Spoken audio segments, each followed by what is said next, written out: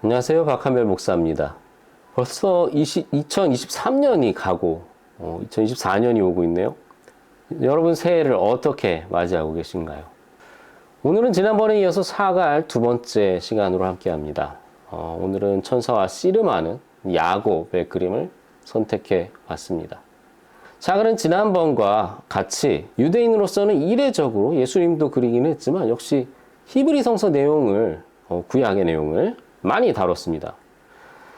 야곱은 형을 속이고 장자권을 뺏어서 삼촌 라반의 집으로 도망갔죠. 라반의 집에서 일하면서 라헬을 만나 결혼하려고 했지만 또 라반에게까지 속아서 또 몇 년을 더 고생을 합니다.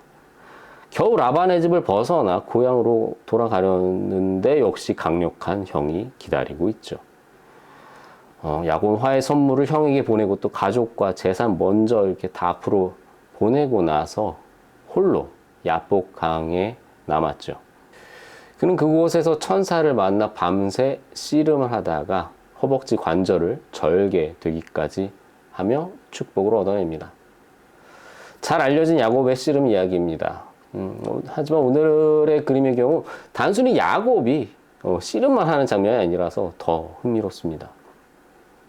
그림의 오른쪽 위에 동이 트는 것을 알리는 닭을 이렇게 중심으로 왼쪽 위에서 오른쪽 아래까지 화면의 반이 다양한 이야기가 등장합니다. 왼쪽 아래는 이 샤갈 본인이 그림에 이렇게 자주 등장시키는 고향 풍경이라고 합니다. 왼쪽 위는 샤갈과 그 아내인 것 같고요. 그 옆에 야곱이 라헬을 만나 우물 같습니다. 그래서 오른쪽 위에서 이렇게 아래의 장면은 뭔가 불명확하지만 뭔가 야곱이 사랑했던 라헬과 그의 아들 요셉이 있고 또 요셉의 형들이 이를 싫어해서 요셉을 이집트에 팔고 아버지에게 죽었다고 전하니 야곱이 슬퍼하는 장면까지 이어진 이야기를 길게 묘사한 것 같습니다. 이 가운데에 천사와 씨름하는 야곱의 장면을 중심으로 야곱의 내러티브를 전체적으로 환상적인 한 화면에 다 담았습니다. 아마 샤갈의 복합적인 감정이 그 안에 다 담겨 있는 듯 합니다. 샤갈에게는 고향의 상실, 사랑하던 옛 아내의 상실, 또 피난 생활의 고됨 등이 이 야곱의 추억과 어려움에 겹쳐 보였을까요? 하지만 이 내러티브는 결국 천사를 놓지 않은 야곱에게 축복이라는 결말이 있었죠. 그런 희망도 이 안에 담겨 있는 것 같습니다. 그렇게 야곱과 같이 샤갈과 같이 하나님께 매달리는 마음이 오늘의 이 본문과 같은 것 같습니다. 시편 143편 7절에서 8절 말씀입니다. 여호와여 속히 내게 응답하소서. 내 영이 피곤하나이다. 주의 얼굴을 내게서 숨기지 마옵소서. 내가 무덤에 내려가는 자 같을까 두려워하나이다. 아침에 나로 하여금 주의 인자한 말씀을 듣게 하소서. 내가 주를 의뢰함이니이다. 내가 다닐 길을 알게 하소서. 내가 내 영혼을 주께 드림이니이다. 아멘. 세상 참 쉽지 않습니다. 네, 우리는 지금껏 이런 삶을 경험한 적이 없습니다. 우리는 미래 역사책에 기록될지도 모르는 그런 시대에 살고 있습니다. 전대미문의 팬데믹이라는 상황이 이제 몇 년 사이에 겨우 빠져나오고 있는 것 같지만 우리의 삶은 여전히 확실히 이전과 다릅니다. 그리고 이 상황을 우리가 얼마나 오래 감당해야 될지도 모릅니다. 게다가 이 상황을 더 낫게 하기 위해 어떤 방법을 택해야 할지 솔직히 잘 모르겠습니다. 갈수록 남들이 어려운 기회를 틈타서 더 이득을 취하거나 힘으로 누군가의 삶을 짓누르거나 해서라도 이 상황을 타개하는 사람들, 더 크게는 나라들도 생겼고요. 그 사이에 여러 기회를 잃어서 더 어려워진 사람들도 있습니다. 그래도 팬데믹 이전부터 어느 정도 안정적인 삶을 지켜온 분들은 그래도 그 충격이 그렇게까지 크지 않을 수도 있겠지만요. 하지만 아직도 이 사실을 받아들이기 힘든 분들도 계실 겁니다. 목사라면 사실 더 희망적인 말을 해야 할 것 같죠. 아니요. 상황은 상황입니다. 상황은 사라지지 않습니다. 막연한 희망을 말한다고 해서 뭐가 더 달라질까요? 잠시 동안은 위로가 될지 모르겠지만 상황은 그렇게 쉽게 바뀌지 않습니다. 우리 하나님은 전능하십니다. 아멘. 참으로 그렇지만 그분은 우리가 원하는 대로 이 세상에서 일하시지 않습니다. 하나님 아버지는 우리의 기도를 들으시죠. 하지만 그분이 우리의 소원 자판기는 아닙니다. 우리 하나님이 그보다 더 크신 분이죠. 그렇다면 하나님이 더 큰 자판기인가요? 아니죠. 우리 하나님은 물리적인 세계를 초월하십니다.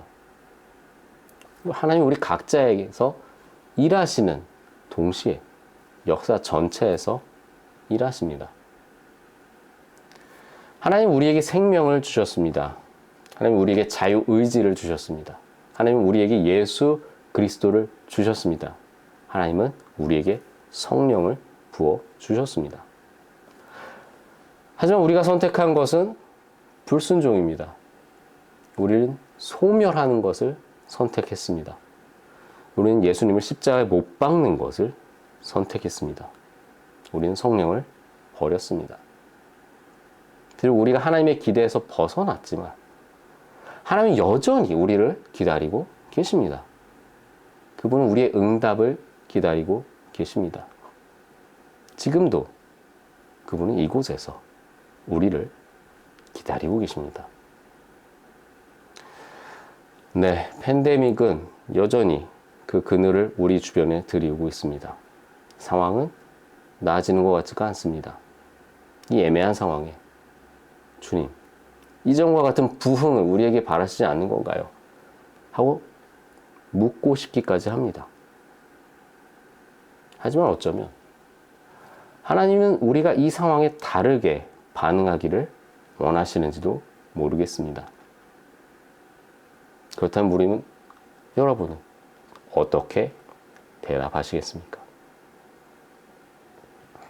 모든 것이 지나갈 때까지 기다릴 수 있습니다. 시간 흘러갑니다. 늘 그렇듯이 말이죠. 우리 모두는 늙을 것입니다. 그래서 모든 것이 지나가고 여러분의 삶이 끝나고 이제 하나님 앞에 서 있다고 생각해 보십시오.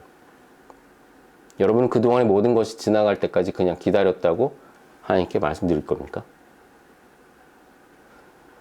예, 저라면 그 경우라면 굉장히 부끄러운 일이라고 생각합니다. 저는 아무것도 하지 않았습니다. 아니, 사실 아무것도 할 수 없었어요. 제가 할 수 있는 건 기다리는 것 뿐이었어요, 하나님. 그래서 저는 적어도 당신을 의지했습니다, 주님. 매일 기도했어요. 일요일마다 주님께 예배 드렸습니다. 정말 절망적으로 들리네요. 세상의 어려운 시기에 기독교인의 삶은 이게 전부일까요? 지난 팬데믹과 같은 비극적인 일이 우리 모두에게 다시 나타난다면 어떨까요? 여러분은 또 다시 그냥 기다리겠습니까? 아니요. 그리스도인의 삶은 하나님이 보시는 것처럼 세상을 볼 수 있도록 우리 영혼에 활력을 불어넣는 성령으로부터 오는 활기찬 삶에 관한 것입니다. 그것은 하나님이 이 세상을 어떻게 창조하셨는지, 그리고 하나님이 이 세상을 어떻게 회복하시는지, 우리가 어떻게 발견하는지에 관한 것이죠. 그러므로 지금 중요한 것은 우리가 세상을 어떻게 보는가입니다.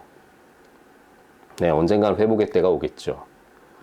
그러나 우리는 그때까지 기다리기만 하지 않습니다. 우리 하나님이 우리 함께 일하시기를 원하시는 것을 적극적으로 찾아야 합니다.